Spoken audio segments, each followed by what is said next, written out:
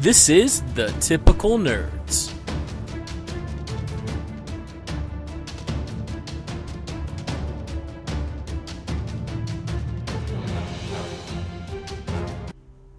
Hey guys, Dark Nightmare here. We're just finishing up the last part of our Destiny video trilogy for the Devil's Lair Strike on Legend.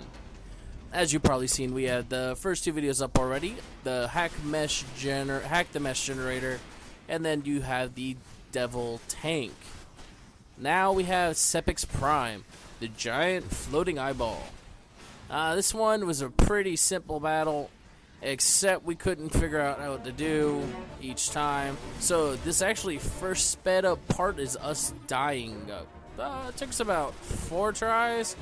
So I just doing a bunch of the clips on what not to do when facing Sepix Prime. First thing not to do, don't split up. What we normally did was we would have 2 people go on the left side and 1 person go on the right side. AKA I was on the right side because I was smart and the other 2 on the left side. The reason I was smart is because captains spawn on the left side and they will destroy you. They'll be like, hey baby, you look sweet tonight, I'm taking you home, and then you're done. Now the right side just has to deal with a couple feral drags, just kind of like a wild dog. They're a little bit difficult, but not too difficult. Now, like I said, we died quite a few times, and the worst part is when you spawn back in that hallway at the beginning. And if you die and come back and everyone else is still alive, you're going to spawn into a room with 2 captains. That's what typically happens. As you can see here, the captains are chasing us into this room, and it's like, oh no, the captain's going to blah, and you're dead. Now, this last attempt right here, this big part, it's not as fast as the other ones. I did learn how to speed it up today. This is our final attempt on Sepix Prime. I finally was able to convince the other guys, Akianu and the Shiz, my wonderful partners here in the game. They came into the right side with me, and we camped it out for the entire game. Now, this footage is also sped up because otherwise it would take about 20 minutes. And I didn't want to bore you guys with 20 minutes of us hiding in the cover, shooting some guys, and then shooting a big purple eyeball. At first in this match, we thought it would be a good idea to hide back here and choke it out at this little choke point. And then we realized the captains kept coming. They didn't come from the dropship, they spawned in that little hallway over there. Now, when you do it the other way, that doesn't happen. The captains don't bother you at all. They actually automatically come straight to this room. So as long as you don't come back over here, they do not affect you at all. And of course here, it's like I said, it is a bunch of repeating yourself. It's run and cover, shoot, shoot, shoot. Run and cover, get some ammo, shoot, shoot, shoot. And that's why it took so long. You can pretty much use any gun here. For sniping, I decided to snipe, to shoot the eye. The weak point on the eye is the center. You will get critical damage for shooting it in the center. Only then, nowhere else. Now, Sepix Prime itself has a couple different moves it can do. It can shoot magical purple missiles at you, and they do a lot of damage, and they come very rapidly. I think he shoots a volley of 3 or 4. And after a couple shots, he always teleports. He likes to go back farther into the room, or sometimes he'll teleport right in front of you and just start letting you have it with those volleys. And that's really all he does, is just shoot the volleys at you and moves around, which is what makes it so difficult because you can't really target him. You have to kind of move out, move in, and get back out of cover and into the line of fire for everything else. And they sure love to toss those shock grenades at me, and I don't like shock grenades. Now, the people that spawn over here on the right side would be a few vandals, feral dregs very often, and the occasional shark tank. Shark tanks are very easy to take. The feral dregs, they are yellow class, which makes them tougher than normal. And a little bit annoying, because they shoot you from like the weirdest locations.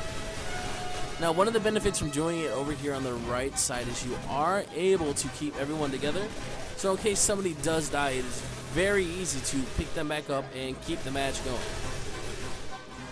And like I said earlier, unfortunately, if they do die and have to respawn because you can't get to them, then they spawn back in the hallway. which is not very fun. No bueno. Because then they have to fight their way all the way back over here. Ammo is not really a problem on this one either, because there's so many different guys that just spawn and come at you that ammo gets littered all in front of you. The only problem is going out to get ammo when there's people around, because then stuff like that typically happens. You die, and then they gotta rush out and get you. The best way to do that is to have someone hide in the back corner while you go run out to go do this. That's what we did. That way, if only 2 of us died, the one person would still be alive, and 2 of us would get to fight the captains, not just one. Because 1 against a captain is not very good. Now, saving your heavy ammo works if you get a chance to actually use it. Like I said, I focus primarily on using the ammo for the sniper rifle. The sniper rifle was, I actually do like the sniper rifle. I didn't think I was going to playing Destiny, but I do. I'm happy that it's only so scarce on ammo because the thing is OP as crap. And now with the sniper rifle, like I said, you get stronger critical hit damage and everything.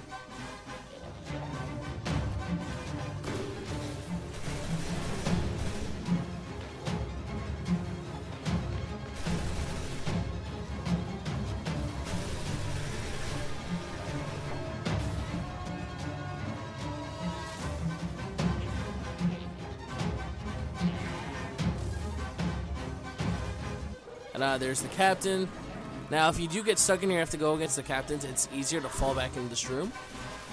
And then you can lure them back here, and you have a little bit more cover, but you're not close right up in their face. Thankfully, they're not Elder captains or elite captains. They're just pretty much your standard captain, level 8, white shield, red health, nothing too dangerous. And it's more the fact that there's 2 of them and then a whole bunch of other people that always spawn with them.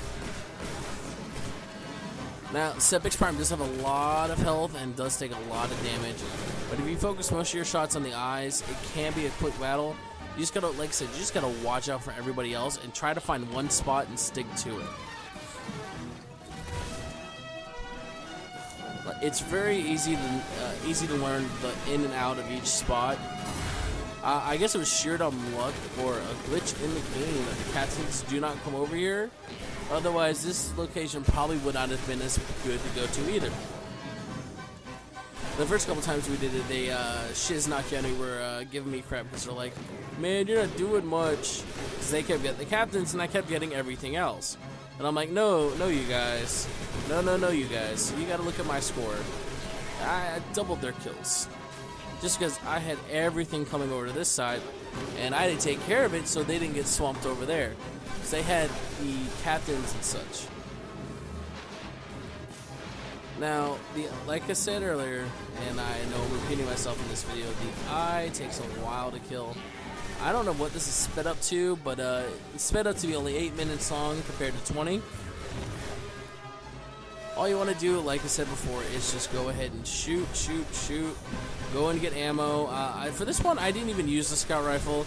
I either used a sniper rifle or my machine gun, just because there's so many other monsters that using the scout rifle just wasn't worth it. I mean, yeah, I probably would have gotten better damage done onto Sepix, but killing everything else would have been much harder. Now, we're actually just about to beat it here. It was pretty easy. This is like I said, this is our 4th attempt. We did really good the first attempt. The second attempt, we got worse. The third attempt right before this, we lasted 2.5 minutes. I don't know what happened to us, but we were out of the game. And as you can see here, one shot of that will actually take you all the way down into the red from Sepix Prime. And once you beat it, the other mobs just disappear. So if there's anything left afterwards, it doesn't actually affect you. Now there is a little chest thing that's underneath here, a little bit of a hallway. There's not much here that you can see. And then very quickly after, the mission ends. Now this was I want to say we were disappointed in our first run through doing it regularly, because it was supposed to last us close to 2 hours, and it lasted us 20 minutes. This time definitely came a lot closer to that 2 hour mark, and it made it a lot better. Hopefully we get to see more of it in the beta coming out. For us, we're playing on PlayStation, so we get the beta on Thursday sometime. They didn't really say when, just sometime on Thursday. And we look forward to playing everyone. You can add me at Dark Nightmare on PSN. I'll be happy to play. You can also follow me on Twitter at Dark Nightmare, DarkNightmare, or at Akianu, AKIYANU. We will all be playing. The beta is about for a week, so we'll be playing for as long as we can. We all do work full-time jobs, Shiz, Akianu, and I. So we will do our best to play when we're not at work, and hopefully get as far as we can in the beta and be prepared for final release on September 9th. If you have any questions, just shoot us a message. If you like the video, please subscribe, like the video, share with your friends. Let everyone know how great Destiny is and what it's like to be a true typical nerd. Thank you.